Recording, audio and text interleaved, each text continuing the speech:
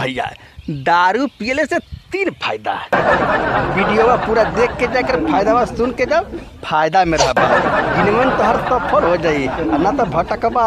फिर मत कहिया कि भोजपुरिया चच्चा ना बतौल हाँ।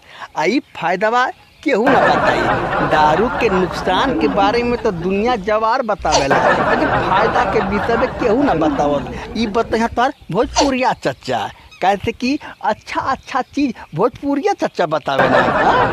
सीधा टेढ़ा धई धई। तो सबसे पहला फायदा सुना कि दारू पियबा तो सबसे पहले तो तुमके कुकुर ना काटे। दूसरा फायदा, घर में चोरी ना हुई। और सबसे खतरनाक, सबसे महत्वपूर्ण फायदा, इंसान कभी बूढ़ा नहीं होगा। अब पूछा कैसे? पहला फायदा कि दारू पियले ते कुकुर ना